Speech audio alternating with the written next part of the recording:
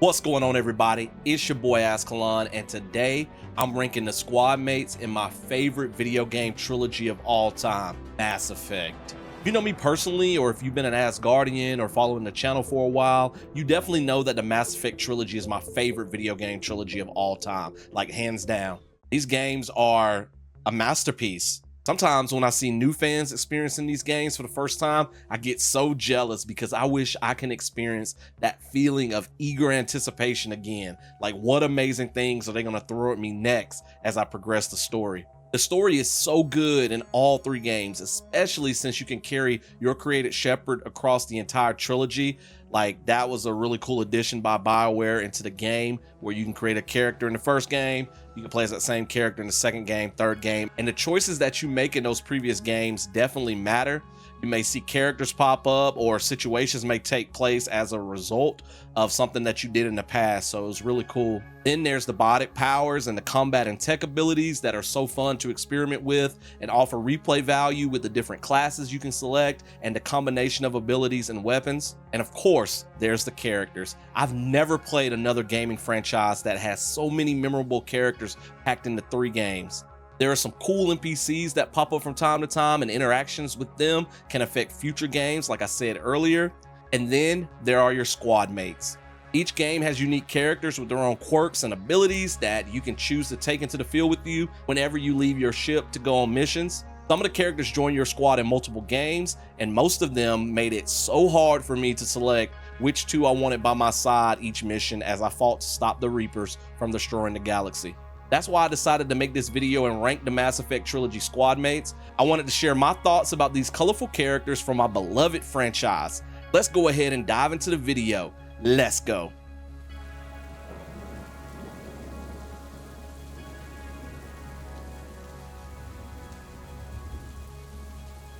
All right, a few things before we get started. I debated doing a countdown video for this to rank the 20 squad mates from the 20th one all the way down to my personal favorite, but after watching a couple of ranking videos from one of my YouTube homies, I decided to do a tier ranking using Tiermaker. Shout out to my homie the Gamersician for inspiring me to make this video. Check out his channel. He's doing some great things with gaming and music over there. There's a link to his channel in the description below. He recently ranked the PlayStation consoles and a slew of indie games, which were the 2 sources of inspiration for me in making this video. I am only covering the 20 main squad mates from all 3 games, including DLC characters like Kasumi and Javik. I will not be including any temporary squad mates like Aria from Mass Effect 3, although Aria would definitely be in my GOAT tier if I did include her. I am also not covering any Andromeda squad mates since I'm only focusing on the Shepard trilogy. I wanted to make that clear in case you're expecting to see characters like Cora or Vetra on my list. Other than this intro, I don't have any notes written down for this video. I want it to be put on the spot in the hot seat and rank these characters in the moment and say a few things about them off the top of my head. I have 5 tiers. The first is right hand, which is the GOAT tier. These are my absolute favorite squad mates that I use nearly every mission whenever I'm playing through the trilogy. Squad Up is the second one. That's my A tier. I really like these characters and they see a lot of action out in the field, but they're not my absolute favorites. The third one is Shore Party. That's my B tier. These characters are cool and all, and they get to leave the Normandy from time to time on missions, but they just weren't awesome enough to be included in those top 2 tiers. The fourth one is Meh. That's my C tier. I don't really have a strong opinion either way for these characters. They're just kind of there. The bottom tier is Andromeda. That's my D tier. These characters are probably getting cabin fever by being cooped up in the Normandy all the time. I was originally going to call this tier Benchwarmer, but the word wouldn't fit, so I changed it to Andromeda as a joke since a lot of people dislike that game, and I wouldn't mind shipping these characters off to another galaxy. All right, we're going to start with Kaiden Alenko here. Kaiden is kind of one of those characters that some people love and some people hate. When I first started playing through the trilogy, he was kind of boring to me. I started off playing as a soldier class, which if you don't know, there are 6 classes that you can choose from. And so soldier is like your combat only category. You don't have any tech abilities or biotic abilities. And so I used Kaiden sparingly. But the more I got into the Sentinel class, which is a combination of biotic and tech, I really started to like Kaiden more, and he grew on me. And so even though he started to like grow on me, I started to play more and more as the Sentinel class. Like, that's probably my favorite class now after I experimented with all of them. And so like I don't use him that much. I typically play as myself as well, and so in the first game you kind of get to choose between him, Liara, or Ashley as a love interest. And so a lot of times I chose Ashley, which is probably a hot take because I know a lot of people out there don't really care for Ashley. So I'm gonna probably put Kaiden here in the shore party tier. He's kind of like B tier for me. Like I appreciate him a lot more now that I've played more as the Sentinel class, but I do find his character to be a little boring. He's kind of whiny to me, and I think it's the voice actor who was also in he did the voice of drawing a blank, KOTOR, Karth, and I do not like Karth and KOTOR. He's probably my least favorite character as far as his personality and stuff is concerned. And so I don't know if it's that voice actor's voice. I think he's also Jiminy Cricket in that that TV show, that Disney ABC show. Man, I'm drawing a lot of blanks today. You know, Once Upon a Time, there you go. I think he's also Jiminy Cricket, and so you get to see what he actually looks like in that show. But I don't know if it's the voice actor, but I don't care for Kaiden a whole lot. I don't care for Karth at all, except for I do use Karth in combat. All right, I spent a lot of time on Kaiden. Let's move on. All right, so next is EDI. So you don't get EDI until Mass Effect 3. You actually get to hear her speak throughout the first couple of games, though, because she's your ship AI. But then she ends up in this body here, and she can go out on missions with you. I really like EDI. I think she's funny. I like the relationship between EDI and Joker, so I already know I'm going to put EDI. She's in my squad up. She's in my A tier. Not necessarily my personal favorite, but I do like her personality. She's funny. She's sarcastic. And the more she enters a relationship with Joker, which is a little weird, he's a human, she's AI, whatever. But the deeper their relationship goes, the more like human she becomes with her personality and everything. And I love, you know, in the first couple of games, like Joker pretty much hates her. But the two of them going back and forth is very funny. So I like EDI. EDI squad up. All right, next up we got Kasumi Goto. I think that's how you say her last name. She's one of the DLC characters for Mass Effect 2, so she would not be in your party unless you purchase the DLC featuring her, and you get her loyalty missions, because that's a huge thing of the second game. You recruit these party members and then to get them to really like help you in the final fight, which is awesome. The end of the Mass Effect 2, I forgot to mention earlier, it's so epic. Like probably the best video game ending to a video game ever. The one thing about these DLC characters is you don't get a whole lot of depth with them, in my opinion. Like I would have loved to. You do kind of learn a lot about Kasumi, and I paid attention to her story because I thought it was interesting. She's a thief. I like the way she talks. She's really cool, but she's kind of mad to me, just because again I feel like those DLC characters lack the depth that these other characters have, and I feel like their stories are not as fleshed out. She's kind of okay. I use her from time to time, but she's not one of my favorites. All right, next is Grunt. So Grunt is introduced in Mass Effect 2. I like Grunt okay. I know a lot of people really like him. I like a certain Krogan a lot better than Grunt that we'll talk about later. He's just okay for me. So this might ruffle a few feathers, but Grunt is going to go into my meh tier as well. I don't really use him that much, and I can't really tell you why fully. I do find it interesting, you know, kind of his backstory a little bit. Like, you know, he was a Krogan that was created because if you know anything about the story, the Krogans can't really give birth. So to keep them from reproducing, the genophage was created, and so it's like really rare for them to have kids. So Grunt was actually created by science in like this tank and different things, and so experiencing the world through his eyes a little bit, you know, as he's born from the tank and stuff, that was pretty cool. But like I said, I don't use him a whole lot, so he can go into that tier right there, that meh. All right, next is Jack. Jack is straight up right hand. I ain't even got to think about that. Jack is my girl. You meet Jack in Mass Effect 2, and she's like this female Eminem, spouting all of these cuss words all the time. She's so angry. She's like a biotic with like super biotic powers. And once you get to know her, you know, she kind of softened up a bit. You get to know her past with Cerberus, which is like this human organization that they do some pretty sus things. You get to learn her backstory with them being held captive by them. They experimented on her. And so the more you get to know her, the softer she kind of becomes. I mean, she's still awesome. Don't get me wrong. and she's still a kick anybody's booty tail. But she's usually the one, the character that I romance in Mass Effect 2. And her romance is really cool too, because you can rush it and then she just stays angry really, and she pretty much hates you after that, even though, you know, she'll still go on missions and stuff, or you can take it slow. And so that's really cool. So I love Jack. I love her character. I just love, like, she's a really dynamic character. She changes probably the most. Well, there's a couple other characters that change as well, especially the ones that were in Mass Effect 1 that go throughout the trilogy with you.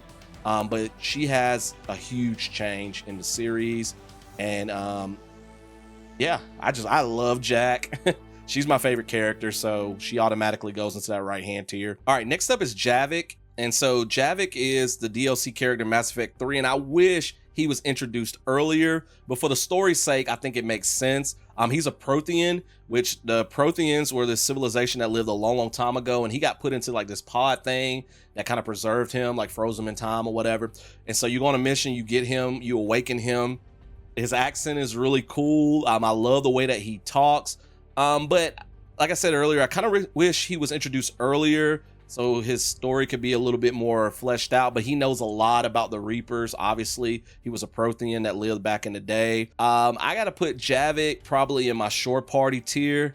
I use him some. I like the character.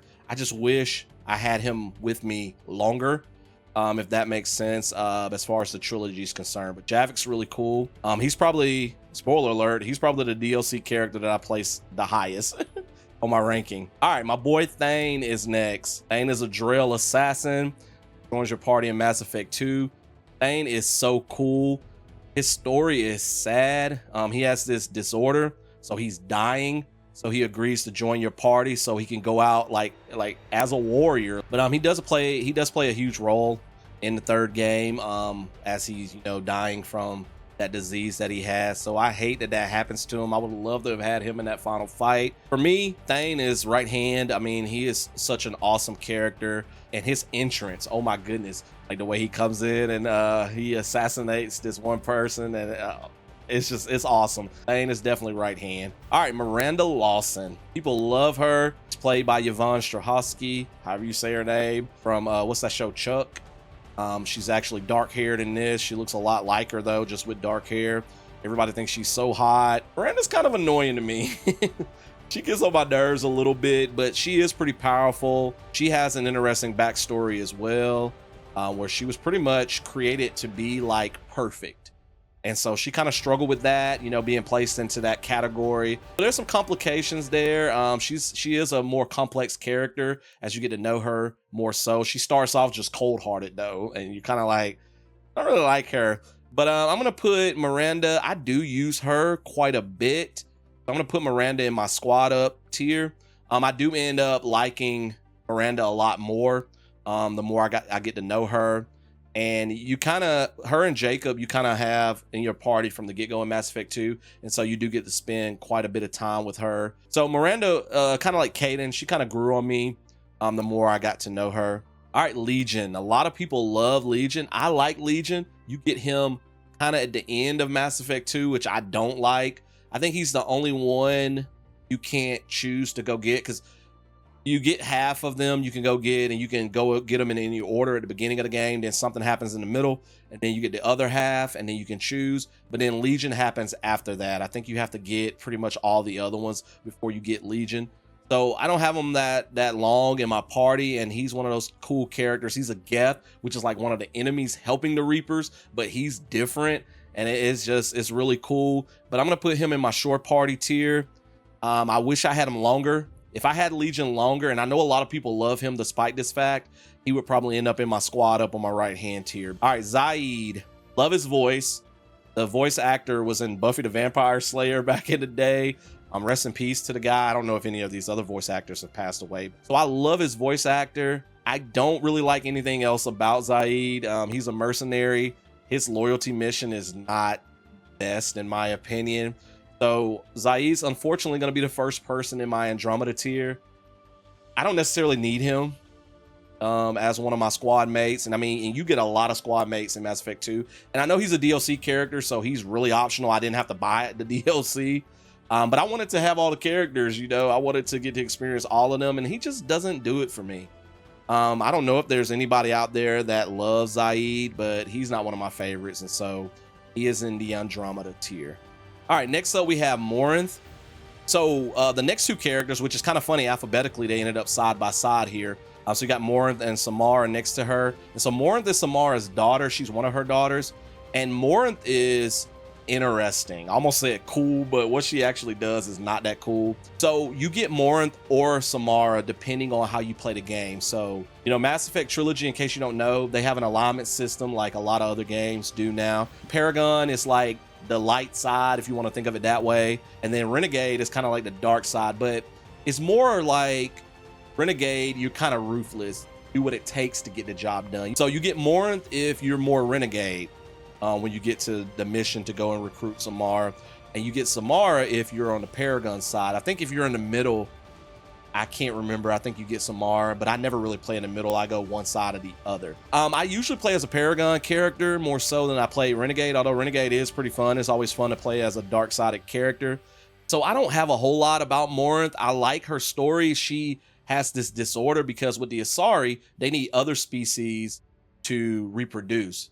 They can reproduce with each other, but they like to reproduce with other species because it helps their species grow and evolve and stuff like that. And so if two Asari get together and have a kid, then that kid can become an Ardak Yakshi, which is like this Asari, this pure blood Asari that has this disorder. So whenever she mates with somebody, she kills them. And so it's interesting. It sounds kind of dark and morbid, but it's real interesting. But I don't have a whole lot of experience with her, so I'm going to put her in that kind of C tier, that meh tier. She's interesting enough for me not to put her in the Andromeda tier, but I don't have a whole lot of experience with her. All right, Samara. I love Samara. I play as typically a Paragon character. She's a really strong biotic as well. The Asari kind of have like 3 stages of their life. They have their maiden stage, and then what's the second one? Matron stage, and then the matriarch. So when they're in their first stage, they're like young, they like go clubbing, they like to dance, they get in trouble, you know, they do cool stuff like that. And then their matron stage, they're kind of mature, kind of like, think like middle-aged. And then their matriarch stage is like their final stage, the third stage. They live forever, they live like 1,000 years. So it's like kind of higher middle-aged to old, I guess you can call it. So Samara is a matriarch. She's really amazing, she's really awesome. I do like her character. I'm going to put her in the shore party tier because she's a little too kind of, what's the word I'm looking for? Kind of dry a little bit as a character. She's like kind of like a, she's kind of like a paladin in like, you know, RPGs, D&D, stuff like that. She, I forget what order she's a part of in the Mass Effect trilogy. It's been a minute, y'all. I'm forgetting a few things, but like she's so dedicated to the cause and to her mission that she kind of doesn't have personality from time to time. Although there's a couple of conversations you can have with her where she shows her personality a little bit. So she's in my short party tier. I like her. I use her a decent amount, but she's not one of my personal favorites. All right, we got Mordin next. I like Mordin a lot. He's a Solarian, and so Solarians, they don't live very long. Like I think they live like 30 to 40 years max, so their lifespan's short because their metabolism is really high and they do things fast. Like they move really fast, they talk fast. Mordin is so cool. He's a scientist, but he's also awesome. He's good with weapons. He's really cool. Like he'll destroy you in 1 second, and then he'll be like super nice, super chill, singing and all kind of crap. In the next moment, I'm gonna put him in my squad up tier. I use Mordin a lot. He's not my absolute favorite, but really cool character. I really liked him. Tali, sweet Tali. I've done a few playthroughs where I romance Tali, and her romance is probably like the sweetest, the most innocent romance you can have. A lot of people were mad about it though, because the Quarians, her race, they wear a helmet with like this breathing, this like full body suit, and so you never see her face. But then if you romance her, I think it's the third game, she takes her no, there's a picture. That's what it is. She does take her helmet off, but only Shepard in the game can see it. But there's a picture, and they like use this stock photo. It's like really infamous. They used a stock photo of this one girl, and they just kind of like added like some scars and different things and changed like some of the coloring of it. And a lot of people were mad about that when they finally did the face reveal. But I love Tali. She's with you in all 3 games. And I'm not ranking her this high because she's in all 3 games, but I really like her character. I like her accent. I like her character growth. She starts off as kind of like this naive, like young girl. And the Quarians, they're really cool too. Like they live on ships and they go on these missions, these pilgrimages is what they call it, to like bring something back to the fleet, to end up on a different ship as they grow up and stuff like that. Like it was really cool. I love Tali. She's so sweet. And then she blossoms into like, you know, this leader for the Quarian people. So she's definitely right hand. I love Tali. She's earned a place there. Jacob. Jacob is probably the character that gets the most hate outside of Ashley. And I don't really care much for Jacob either. I don't hate him. I really wanted to like Jacob. I mean, he's a brother, but he's just kind of boring.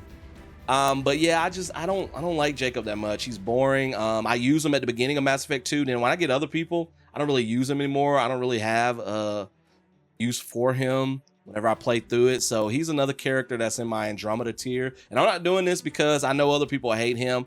I just don't really care for him that much either. And if you romance him, he does something pretty low down in Mass Effect 3 if you romance him. I didn't like that either. And so I don't really care for his character. All right, Liara. Right hand. Liara is one of those other characters that go with you through all 3 games. I mean, she's absent a lot in Mass Effect 2. You only get her as a temporary squad mate in Mass Effect 2, but she's in Mass Effect 1 with you in 3, and her character grows a lot as well. But she kind of starts off kind of naive, like this scientist researching the Protheans. Like she is so cool by the end of the trilogy. I've romanced her a few times. I like her romance story. I love Liara. There's rumors that she's gonna be in Mass Effect 5. She's a GOAT. She's in my right hand tier. All right, my boy Garrus, another one that's in that right hand tier. And Garrus was kind of like Kaiden for me. He kind of grew on me. I don't really like Garrus in Mass Effect 1.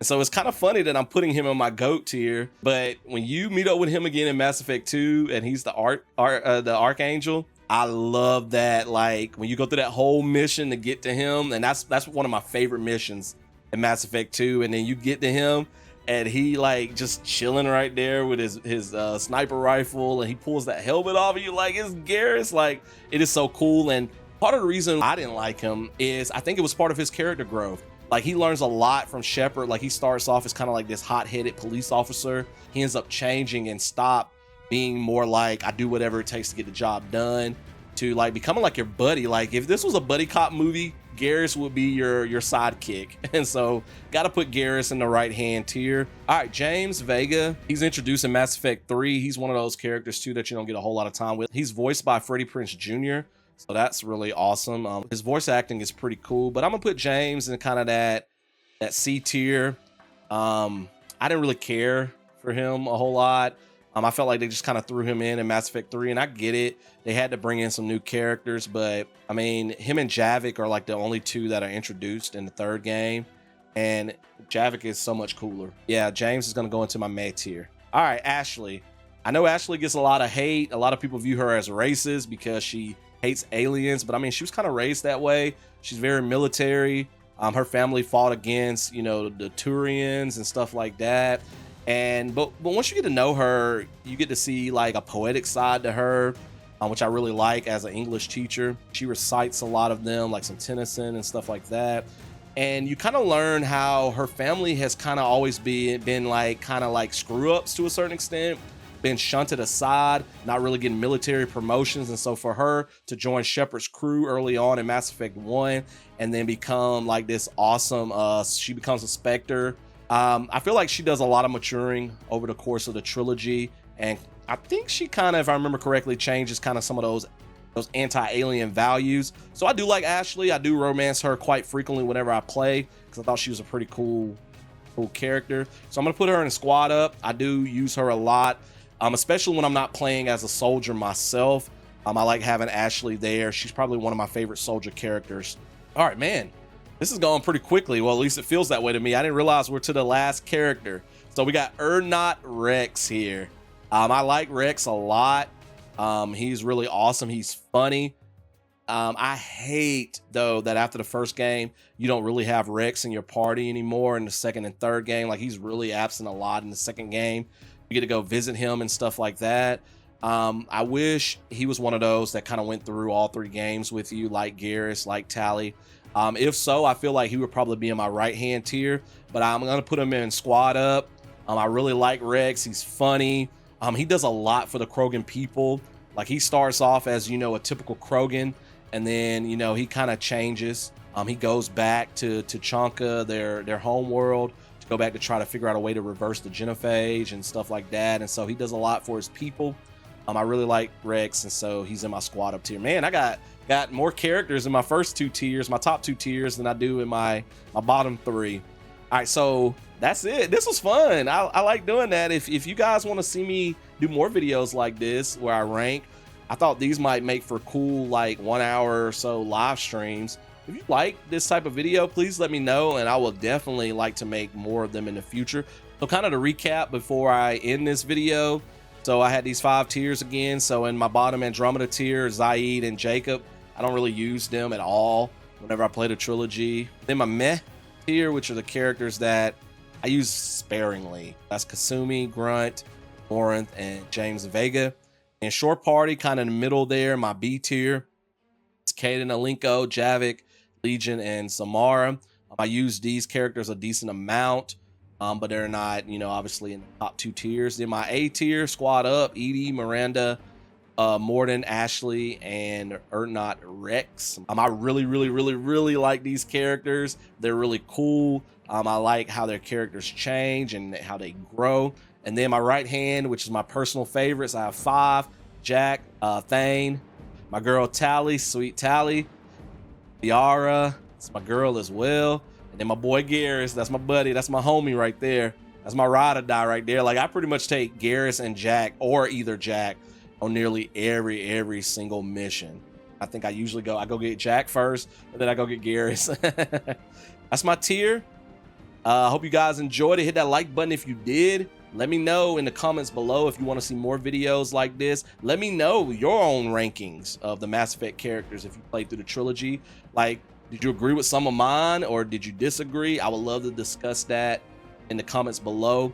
I've been kind of, you know, stepping out of my comfort zone with stuff like this where I share more of my opinions about stuff, but I have thoughts, you know, and opinions about different things that I play, and Mass Effect is one that I have a strong opinion about. So all I ask is, if you disagree, just be civil in the comments below. Don't be a jerk.